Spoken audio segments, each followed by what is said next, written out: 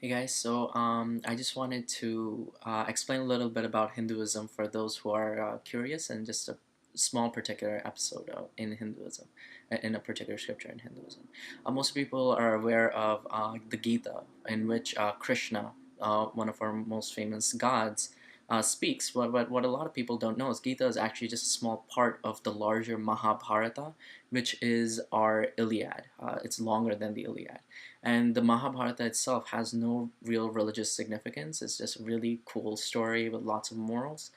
And I wanted to describe one of those stories for you guys. I think it's really cool. It's full of riddles and stuff, and you guys might enjoy it.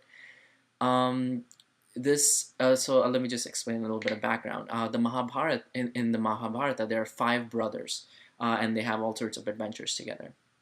The oldest is Yudhishthira. He is basically a truthful, dutiful philosopher king, and he's very wise. The second oldest is Bhima. He has a strength of like 10,000 elephants, and he is always in a lot of anger, and he can destroy entire armies alone. The third is Arjuna. This is to whom that Krishna speaks in the Gita. He is a master archer, and he can devastate entire armies alone.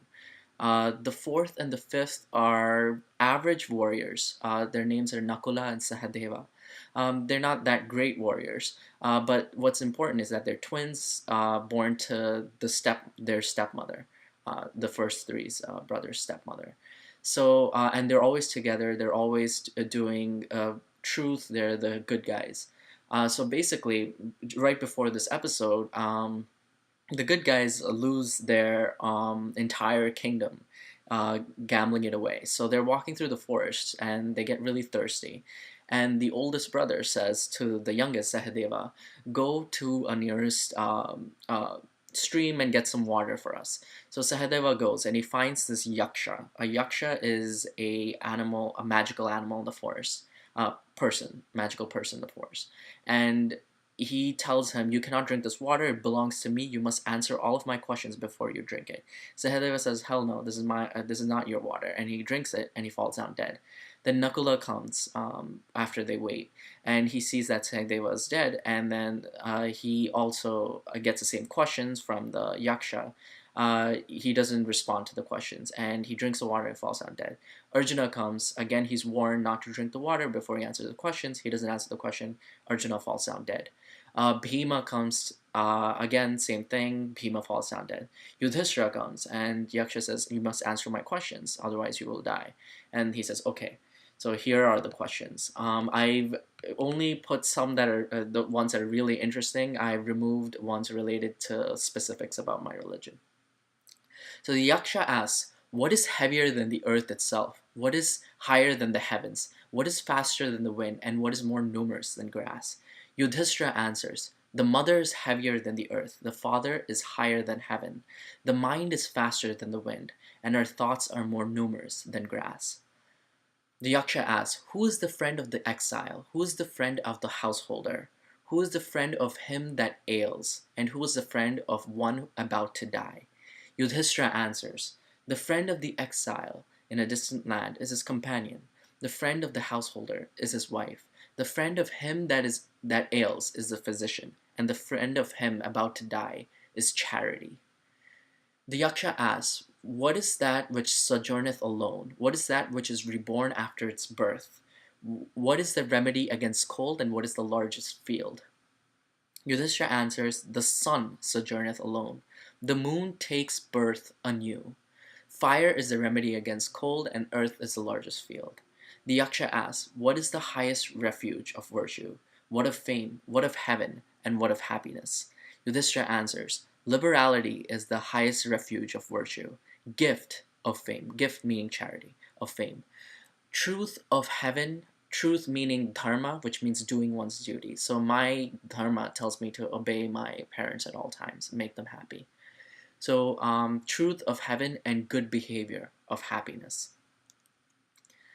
What is the best of all laudable things? What is the most valuable of all his possessions? What is the best of all gains? And what is the best of all kinds of happiness? Yudhishthira answers, the best of all laudable things is skill. The best of all possessions is knowledge. The best of all gains is health. And contentment is the best of all kinds of happiness. What is the highest duty in the world? What is that virtue which always beareth fruit? What is that which, if controlled, leadeth to no regret? And who are they with whom an alliance cannot break? Yudhishthira answers, the highest of duties is to refrain from injury. The rites ordained in the three Vedas always bear fruit. The mind, if controlleth, leadeth to no regret, and an alliance with the good never breaketh. What is that which, if renounced, maketh one agreeable? What is that which, if renounced, leadeth to no regret? What, if renounced, makes one wealthy? And what is that which, if renounced, maketh one happy? Yudhishthira answers, pride, if renounced, maketh one agreeable. Wrath, if renounced, leadeth to no regret. Desire, if renounced, maketh one wealthy. And avarice, if renounced, maketh one happy. For what doth one give away to brahmanas? Brahman is the highest caste. They're learned people, but they're very poor and they have to ask for alms all the time. I was born a brahmana, even though I don't really subscribe to the caste system.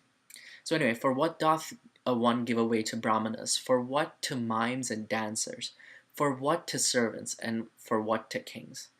Yudhishthira answers, it is for religious merit that one gives away to brahmanas, since we're the highest caste. It is for fame that one giveth away to mimes and dancers. It is for supporting themselves that one giveth away to servants. And is for obtaining relief from fear that one giveth. So there's all the selfish reasons to giveth away, which I really liked about that. What hath been said to be the sign of asceticism? What is true restraint? What constitutes forgiveness? And what is shame?